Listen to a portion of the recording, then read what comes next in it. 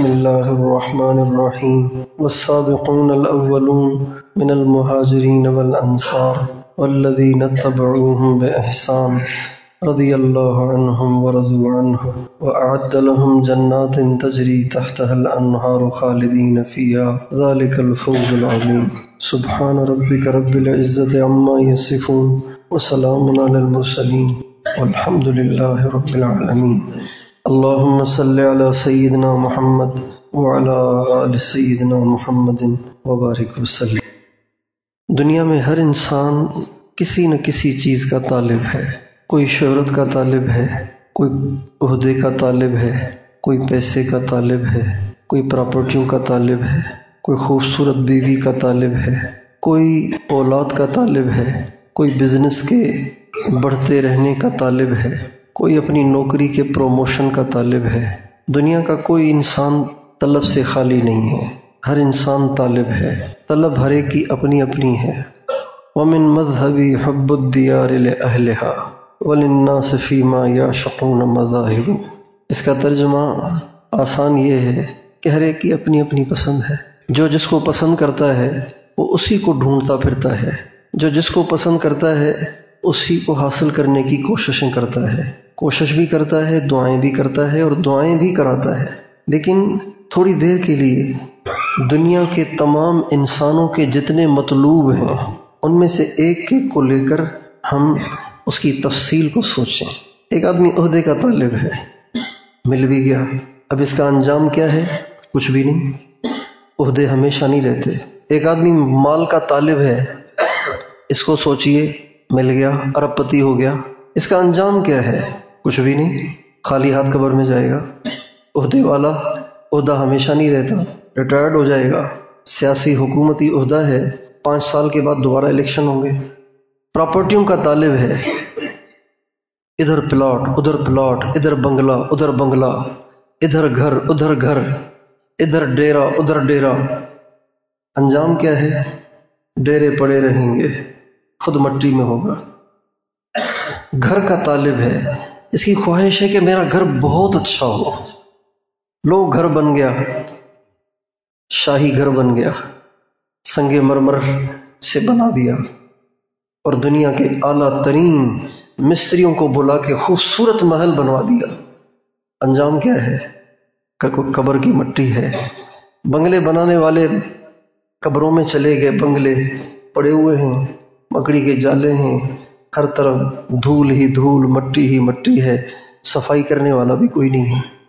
Promotion کا طالب ہے، پروموشن ہو بھی گیا تو یہ پروموشن کب تک ہوگا؟ یہ ترقی کب تک ہوگی؟ آخر ہی تنزل ہوگا، آخر ہی اس کو زیرو ہونا پڑے گا۔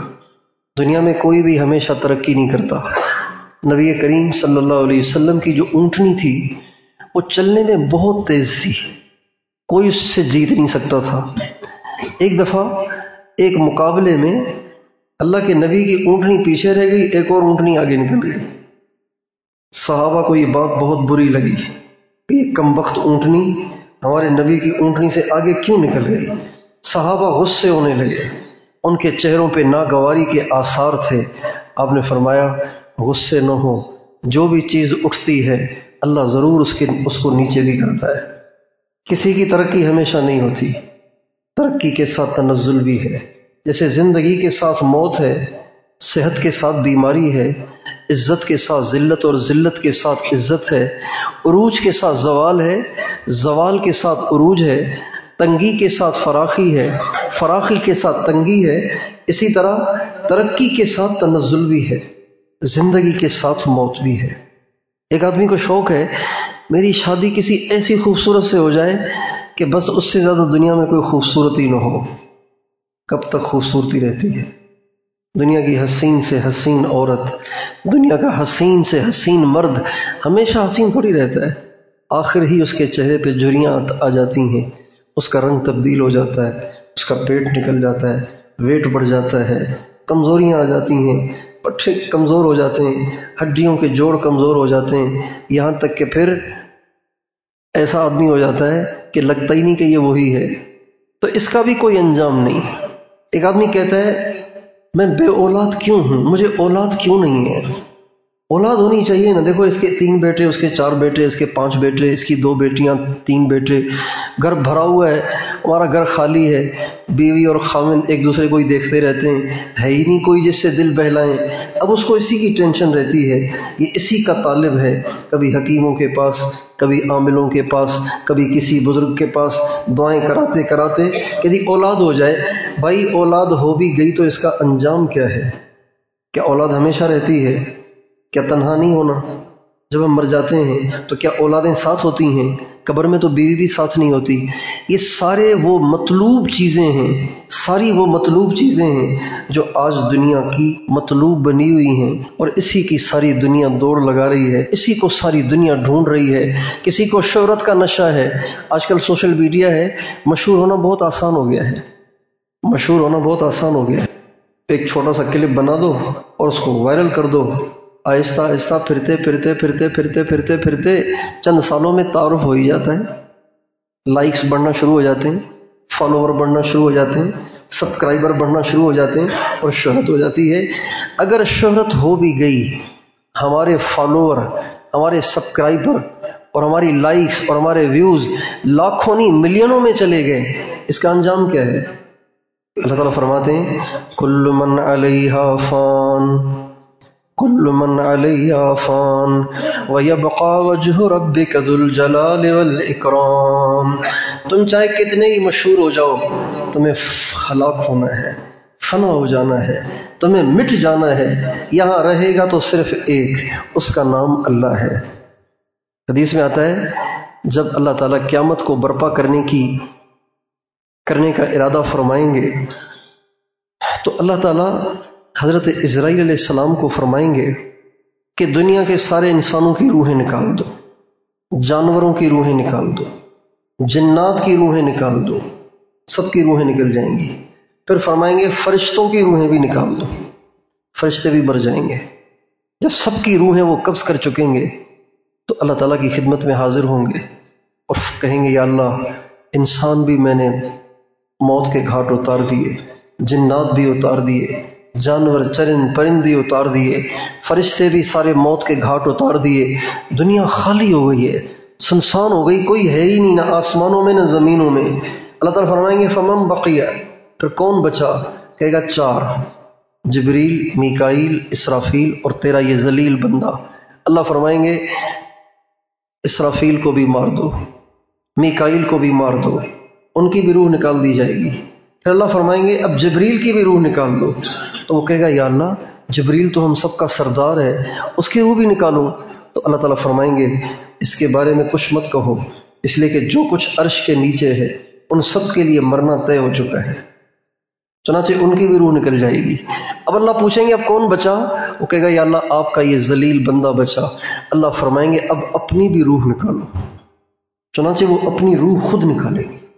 جب وہ بھی دھڑام سے گریں گے، حدیث میں آتا ہے اپنی روح کو نکالنے میں انہیں اتنی تکلیف ہوگی کہ وہ چیخیں گے، اور ان کی چنگھاڑ ایسی خوفناک ہوگی کہ اگر اس وقت آسمان اور زمین میں انسان، فرشتے، جنات ہوتے تو حضرت اسرائیل کی اس چنگھاڑ سے سب کے سب مر جاتے، اور پھر وہ بھی، ان کی بھی روح نکل جائے گی اور وہ بھی مر جائیں گے. جب سارے کے سارے مر جائیں گے تو اللہ تعالیٰ 7 آسمانوں کو اپنے دائیں ہاتھ پر لپیٹ کر ان کو ہلائیں گے اور فرمائیں گے لمن الملک اليوم، بتاؤ آج کا بادشاہ کون ہے؟ لمن الملک اليوم، بتاؤ آج بادشاہ کون ہے؟ للہ الواحد القہار، آج اس اکیلے کی بادشاہی ہے جس پہ کوئی غالب نہیں، وہ سب پہ غالب ہے. تو مشہور ہو گئے اور ساری دنیا جاننے لگ گئی، تو انجام کیا ہے اس کا؟ کچھ بھی نہیں، مٹی ہی مٹی، ناکامی ہی ناکامی، خواری ہی خواری، ناکامی ہی ناکامی، اور ہمیشہ کی مصیبت. لیکن ایک چیز ایسی ہے، اگر انسان ایک مطلوب ایسا ہے اگر انسان اس مطلوب کا طالب ہو جائے نا تو پھر وہ مطلوب اس سے کبھی چھوٹتا نہیں ہے.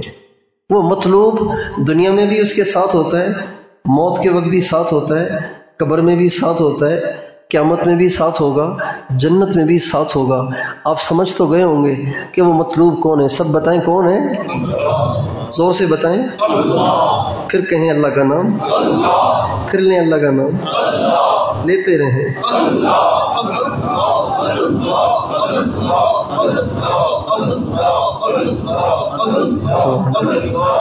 اللہ وہ مطلوب ہے کہ جسے وہ مل گیا اسے سب کچھ مل گیا، جسے وہ نہیں ملا اسے کچھ نہیں ملا، جسے وہ مل گیا تو پھر وہ اسے چھوڑتا نہیں ہے۔ اللہ وہ ذات ہے جس سے بے وفائی کا کوئی اندیشہ نہیں۔ آپ دنیا میں چاہے کسی کو کتنا چاہیں لیکن اس سے بے وفائی کا اندیشہ پھر بھی رہے گا۔ اللہ وہ محبوب اور مطلوب ہے جس سے کبھی بے وفائی کا اندیشہ نہیں۔ جب اس کا طالب ادھر ادھر بھٹکنے لگتا ہے، اللہ خود ہی اسے کھینچ کے قریب کر دیتا ہے اور اللہ اسے کہتا ہے فَأَيْنَ تَذْهَبُونَ، کہاں جا رہے ہو بھائی؟ اللہ خود اس کے قریب کر لیتا ہے۔ یہ جو مسلمان پہ پریشانیاں آتی ہیں نا، بیماریاں آتی ہیں، پریشانیاں آتی ہیں، حادثے ہو جاتے ہیں، تکلیفیں آتی ہیں، اوروں کی طرف سے اذیتیں آتی ہیں، اپنے پیارے بے وفائیاں کرتے ہیں جس سے دل ٹکڑے ٹکڑے ہو جاتا ہے، یہ سب اللہ تعالیٰ کی طرف سے ہوتا ہے کہ اللہ تعالیٰ اپنے بندے کو اپنی طرف کھینچنا چاہتے ہیں۔ اس لیے مطلوب بنائے جانے کے لائق اگر کوئی ہے تو بس وہ ایک ہے، اور وہ اللہ کی ذات ہے۔ وہ ایسا کامل ہے کہ جو ہر نقص سے پاک ہے، اس میں کوئی نقص نہیں۔ دنیا کے ہر محبوب میں نقائص ہیں، دنیا کے ہر محبوب میں کمیاں کوتاہیاں ہیں۔ اللہ وہ محبوب ہے، اللہ وہ مطلوب ہے، اللہ وہ مقصود ہے، اللہ وہ منزل ہے جو ہر نقص سے پاک، ہر عیب سے پاک، ہر کمی سے پاک، نہ اس میں کمی کوئی تھی نہ کوئی ہے، اور جیسے وہ پہلے تھا آج بھی ویسے ہی ہے اور ہمیشہ ایسے رہے گا۔ دنیا کا کوئی محبوب ہمیشہ ایک جیسا نہیں رہتا۔ کتنی ایسی محبوبائیں ہوئیں کہ جن کو لوگ دیکھ کے اش کر اٹھتے تھے، ان کو دیکھ کے دیوانے ہو جاتے تھے، لیکن جب وہ بوڑھی ہو گئیں اور ان کی چمڑی لٹکنے لگ گئی اور ان کے چہروں پہ جھریاں آ گئیں تو کوئی ان کو دیکھنا بھی پسند نہیں کرتا تھا۔ اللہ وہ ذات ہے جو پہلے بھی با کمال تھا، آج بھی با کمال ہے، آئندہ بھی با کمال رہے گا۔ اللہ وہ ذات ہے جو کسی کے بغیر خود سے ہے، ہر ایک کسی کی وجہ سے ہے۔ ہم اور آپ اپنے ماں باپ کی وجہ سے ہیں، ہمارے ماں باپ اپنے ماں باپ کی وجہ سے ہوئے اور ان کے ماں باپ اپنے ماں باپ کی وجہ سے ہوئے، لیکن اللہ وہ ذات ہے جو سب کے بغیر ہے، اس کا کوئی سہارا نہیں، اس کے وجود کی کوئی وجہ نہیں، وہ واجب الوجود ہے، وہ سب سے پہلا ہے، سب سے آخری ہے، ظاہر بھی ہے باطن بھی ہے۔ هو الاول والآخر والظاہر والباطن وهو بكل شيء علیم۔ اللہ لا الہ الا الحي القيوم لا تأخذه سنة ولا نوم له ما في السماوات وما في الأرض وما بينهما وما تحت الثرى وإن تجهر بالقول فإنه يعلم السر وأخفى هو الله الذي لا إله إلا هو الملك القدوس السلام المؤمن المهيمن العزيز الجبار المتكبر سبحان الله عما يشركون۔ یہ ساری اللہ اپنی تعریفیں کر کر کے ہمیں اور آپ کو اپنی طرف مائل کر رہا ہے۔ آپ قرآن پاک کو کھولیں گے نا تو قرآن پاک میں بہت سے عنوانات ہیں، اس میں قیامت بھی ہے، جنت بھی ہے، دوزخ بھی ہے، احکام بھی ہیں، منہیات بھی ہیں، مامورات بھی ہیں، بہت ساری چیزیں ہیں، لیکن سب سے زیادہ جس عنوان کو اللہ نے بیان کیا ہے نا وہ اللہ کی اپنی ذات ہے۔ میں ایسا ہوں، ایسا ہوں، ایسا ہوں، ایسا ہوں۔ اس کا کیا مطلب ہوتا ہے؟ ایک دکاندار کہتا ہے کہ یہ جو کپڑا ہے نا یہ 10 سال میں بھی نہیں پھٹے گا، اس کا کلر بھی نہیں اترے گا، ریٹ بھی اس کا سب سے کم ہے، اور مجھ سے فلاں وزیر بھی لے گیا، فلاں وزیر بھی لے گیا، فلاں افسر بھی لے گیا، فلاں آدمی بھی لے گیا، فلاں آدمی بھی لے گیا۔ یہ ساری باتیں بتانے کا کیا مطلب ہے؟ آپ بھی لے لو۔ بھئی یہی مطلب ہوتا ہے کہ نہیں ہوتا؟ بولیے تو صحیح، یہی مطلب ہوتا ہے نا۔ اللہ سارے قرآن میں کہتے ہیں میں ایسا، میں ایسا، میں ایسا، میں ایسا، میں ایسا، میں ایسا۔ کیا مطلب؟ پھر تم بھی تو مجھے چاہو نا، تم بھی تو مجھ سے پیار کرو نا. تم میرے جیسے کے ہوتے ہوئے کہاں جا رہے ہو؟ میرے جیسے کے ہوتے ہوئے کہاں دل اٹکاتے ہو؟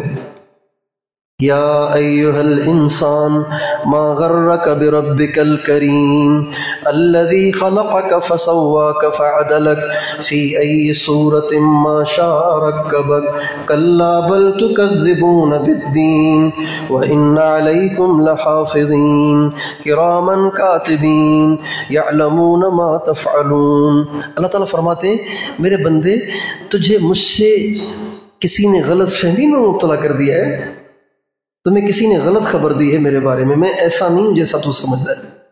غرقہ کا مطلب یہ ہے آپ کو کسی نے میرے بارے میں غلط خبر دی ہے، پتہ نہیں آپ کو کس نے مجھ سے بدگمان کر دیا ہے.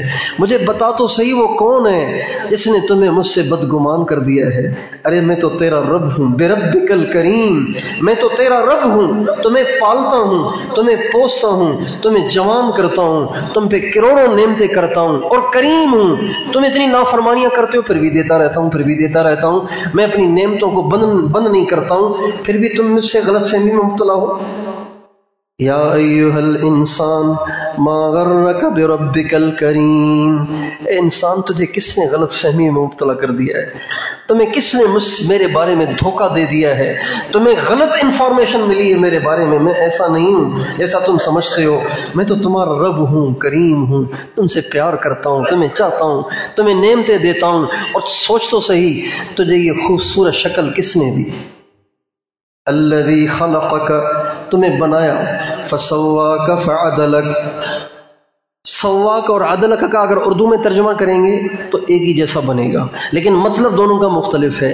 سواک کا مطلب ہے کہ میں نے تمہارے جسم کے اعضاء میں سے ہر عضو کو وہاں رکھا جہاں ہونا چاہیے تھا. آپ دیکھیں ناک کی جو جگہ ہے، اگر ناک کی جگہ تبدیل کر دی جائے تو انسان کیا لگے گا؟ آنکھوں کی جگہ اگر تبدیل کر دی جائے تو انسان کیا لگے گا؟ منہ کی، ہونٹوں کی، دانتوں کی جگہ اگر تبدیل کر دی جائے، بھویں بجائے اوپر کے نیچے لگا دی جائیں اور کان بجائے دائیں بائیں کے آگے پیچھے لگا دیے جائیں تو انسان کیا عجیب سا لگے گا، بھوت سا لگے گا. اللہ تعالیٰ فرماتے ہیں کہ اب بھی تم مجھ سے غلط فہمی میں مبتلا ہو.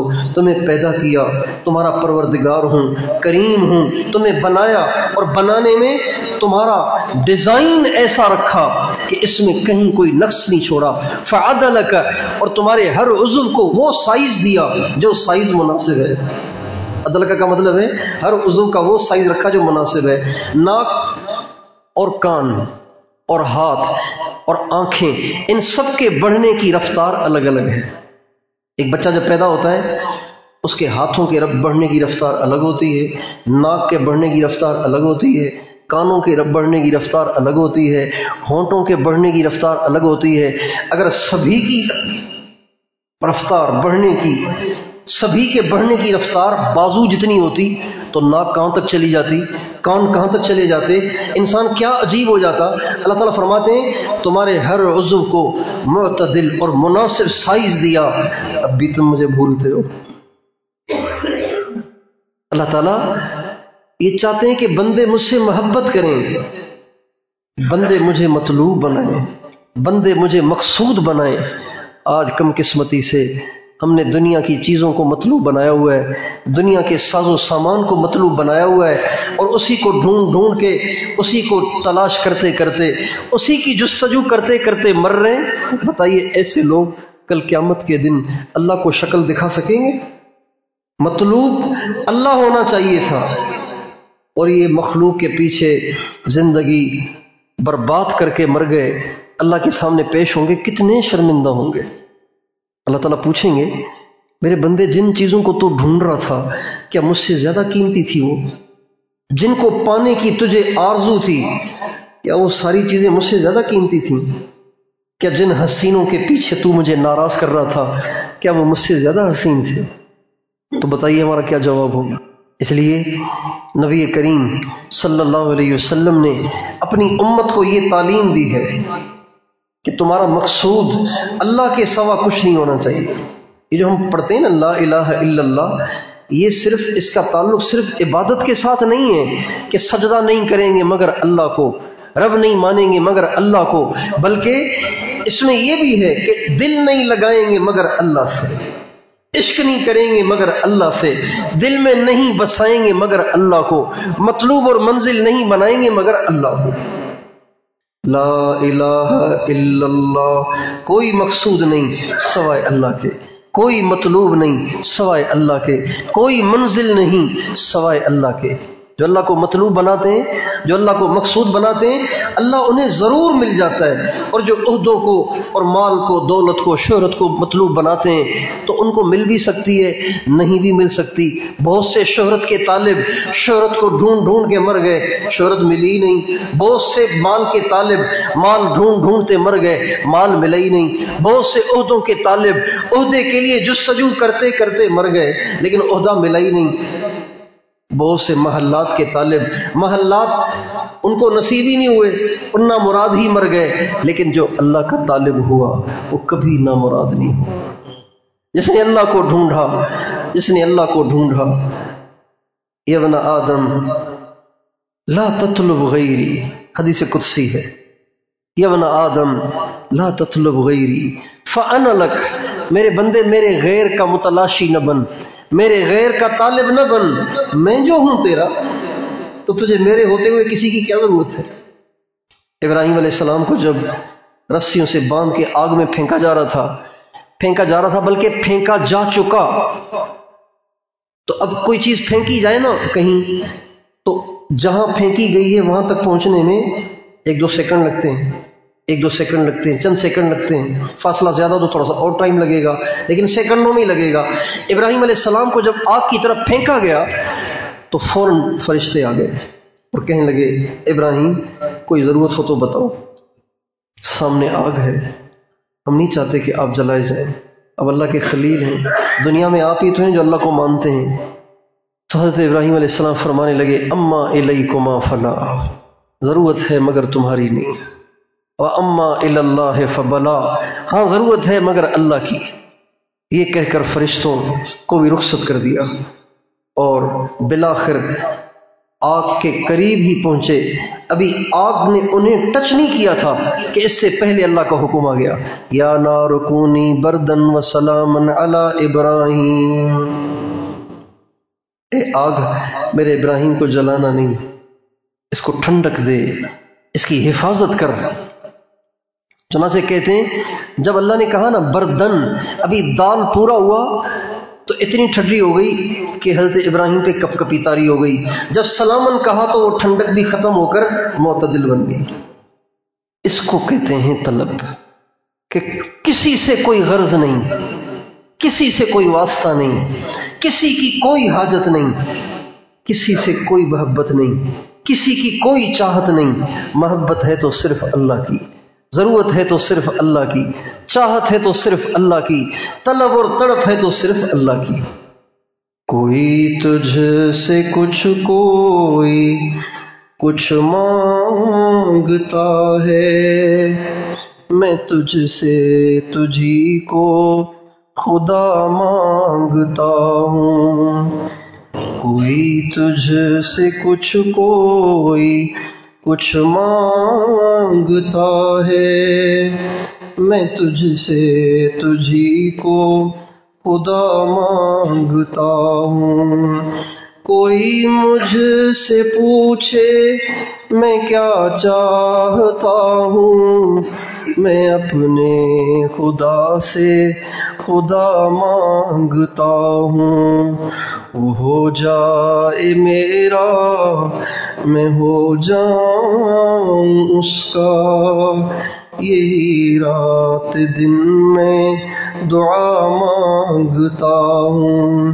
نہ یہ چاہتا ہوں نہ وہ چاہتا ہوں، میں اپنے خدا سے خدا مانگتا ہوں۔ اللہ مل جائے تو کسی کی ضرورت ہی کیا ہے۔ ان وجدتنی وجدت کل شیء وَإِن فَقَدْتَنِي فَقَدْتَ كُلَّ شَيْءٍ، میرے بندے اگر تو مجھے پائے تو تجھے سب کچھ ملے گا، اور اگر میں تجھے نہ ملا، اگر تو نے مجھے کھو دیا تو تو سب کچھ کو کھو دے گا۔ مخلوق کی طلب نے خالق کی طلب سے محروم کر رکھا ہے۔ دنیا کی طلب نے اللہ کی طلب سے محروم کر رکھا ہے۔ حضرات صحابہ مخلوق نہیں چاہتے تھے، وہ اللہ کو چاہتے تھے، اس لیے وہ اللہ کے قریب ہو گئے، اس لیے وہ اللہ تک پہنچ گئے۔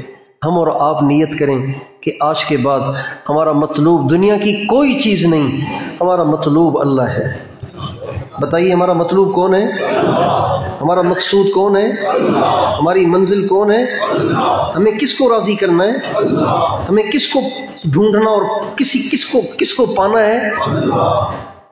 اللہ کو پانے کے لیے سب سے پہلا کام اللہ کی نافرمانی چھوڑنی پڑے گی۔ جو نافرمانیوں کے چسکے لیتا ہے وہ اللہ کے پانے سے محروم رہتا ہے۔ جو نافرمانیوں کے چسکے لیتے ہیں نا لوگ، نافرمانیوں میں بھی چسکے ہیں، بدنگاہی کے چسکے، خوبصورت چہروں کو دیکھنے کے چسکے، خوبصورت آوازوں کو سننے کے چسکے، غیر محرم کی آوازیں، موسیقی کی آوازیں، میوزک کی آوازیں، اور حسین چہروں کو تکنا، حسین چہروں کو دیکھنا، اس کا بھی چسکا ہے۔ یہ چسکے دیکھنے والا کبھی بھی اللہ کو نہیں پا سکتا۔ اللہ کو وہ پائے گا جو سارے چسکے قربان کر کے صرف اللہ کا طالب بنے گا۔ چون خدا خواہی و چون دنیا دوں، این خیال استو محال استو جنون۔ تو پاگل تو نہیں ہو گیا کہ تو دنیا کا بھی طالب ہے، اللہ کا بھی طالب ہے؟ دنیا بھی ملے اللہ بھی ملے کیسے ہوگا؟ اگر تجھے دنیا کے چسکے چاہیے، دنیا کی خواہشات پوری کرنی ہے، دنیا کی عیاشیاں چاہیے، تو اللہ نہیں ملے گا۔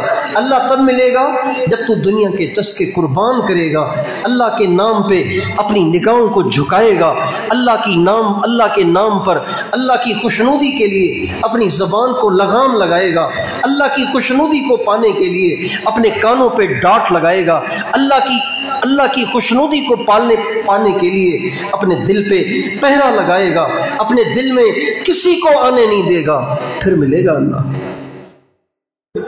ایک بزرگ کے انتقال کا وقت آیا، کسی نے پوچھا کیا حال ہے؟ کہ ساری زندگی پہرا دے دے کے تھک گیا ہوں، اب جانا چاہتا ہوں۔ کہ کس چیز کا پہرا؟ کا دل کا پہرا۔ ساری زندگی جیسے آپ نے دیکھا ہوگا نا رائے ونڈ اجتماع میں، شب جمعوں میں، مرکزوں میں ڈنڈے لے کے پہرےدار کھڑے ہوتے ہیں نا دروازے پہ، آنے نہیں دیتے کسی کو، کہتے ہیں ساری زندگی دل پہ پہرا دے دے کے تھک گیا ہوں، بس اب جانا چاہتا ہوں۔ حضرت جنید بغدادی رحمۃ اللہ علیہ کے جب انتقال کا وقت آیا تو ان کے جو مریدین تھے، معتقدین تھے، وہ پاس کھڑے ہوئے تھے، تو حکم یہ ہے کہ جب کوئی دنیا سے جا رہا ہو تو اس کے پاس زور زور سے کلمہ پڑھو تاکہ کلمہ اسے یاد آ جائے۔ اس کو کہو نہیں کہ کلمہ پڑھو، کہیں وہ انکار کر بیٹھے گناہ گار ہو جائے، اس کے سامنے زور زور سے پڑھو، وہ سنے گا تو اس کو بھی یاد آ جائے گا، وہ بھی پڑھ لے گا۔ چنانچہ معتقدین اور مریدین نے ان کے پاس کھڑے ہو کے زور زور سے کلمہ پڑھنا شروع کیا۔ ان کی آنکھیں بند تھیں، ایسے لگ رہا تھا جیسے ہوش میں نہیں ہے، سکرات کا عالم طاری ہے۔ جب یہ زور زور سے کلمہ پڑھنے لگے تو انہوں نے آنکھیں کھولی اور مسکرائے اور فرمانے لگے مجھے یاد دلاتے ہو، میں تو کبھی اسے بھولا ہی نہیں ہوں۔ یاد تو اسے کرایا جائے نا جو بھول جائے۔ عجبت لمن یقول ذکرت ربی فہل انسا فاذکر ما نسیت۔ مجھے بڑی حیرت ہوتی ہے ان لوگوں پہ جو کہتے ہیں میں نے اللہ کو یاد کیا۔ ارے کوئی اللہ کو میں بھول بھی گیا ہوں کہ اس کو یاد کروں؟ اللہ کوئی بھولنے کی چیز ہے؟ تو دل میں تو آتا ہے سمجھ میں نہیں آتا، تو دل میں تو آتا ہے نظر میں نہیں آتا، میں جان گیا بس تیری پہچان یہی ہے۔ تو میرے دل میں بسا ہوا ہے حبیب لیس یعدلہ حبیب وما لسواہ فی قلبی نصیب، حبیب غاب عن عینی و جسمی وعن قلبی حبیبی لا یغیب۔ میرے محبوب جیسا کوئی محبوب نہیں، میرا محبوب میری نگاہوں اور میرے جسم سے بے شک اوجھل اور دور ہے، لیکن میرا دل تو اس کا ٹھکانہ بنا ہوا ہے۔ ایسی اللہ سے محبت ہو جائے، ایسا اللہ سے عشق ہو جائے کہ کسی پل ہم اللہ کو نہ بھولیں۔ یہ چاہتے ہیں اللہ ہم سب سے۔ تو آپ سارے نیت کریں کہ آج کے بعد ان دنیا کی خواہشات سے اور ان دنیا کی عیاشیوں سے، اللہ کی نافرمانیوں سے اور دنیا کے گندے چسکوں سے ہم باز رہیں گے اور اللہ کے طالب بن کر اللہ سے پیار کریں گے۔